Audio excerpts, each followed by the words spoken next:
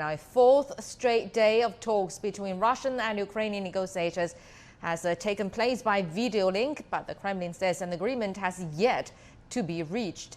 Moscow previously said talks getting close to an agreement, and the Ukrainian side said the talks were still complicated and a ceasefire agreement still needs time to be reached. And Ukraine said over 3,800 more people fled the country through humanitarian corridors on Thursday. And the UN reported that there have been more than 700 civilian casualties in Ukraine since the conflict began.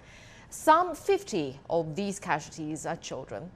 And the US is supporting Ukraine with funds and weapons, but he reiterated it will not support the establishment of a no-fly zone over Ukraine, nor send troops to the country. Correspondent Michael Voss has the latest from Lviv, Western Ukraine.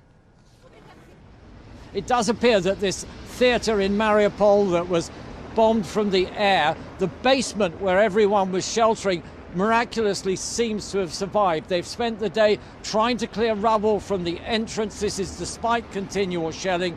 The regional governor says that 130 people have come out so far, although the local authorities are saying it's too early to say how many survived, how many injuries there are, or how many fatalities. And Mariupol isn't the only city that is being constantly shelled. The second city, Kharkiv, on the outskirts, a school and a community centre were shelled. We're told 20 plus deaths there. In Chernihiv, to the north of the country, the local authorities are saying 53 bodies have been taken to the morgue in the last 24 hours. And fighting still continues, quite heavy fighting to the north of the capital, Kiev, and that too is still being shelled. Now, President Zelensky addressed Germany, the German Bundestag, the parliament, earlier in the day. He's a master at tailoring his speeches to his audience.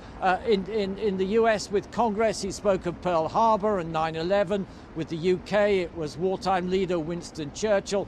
Now in Germany, it was the Berlin Wall, that wall that divided communist East Germany with West Germany, invoking that in an attempt to get Germany to do all it can to stop the Russian assault.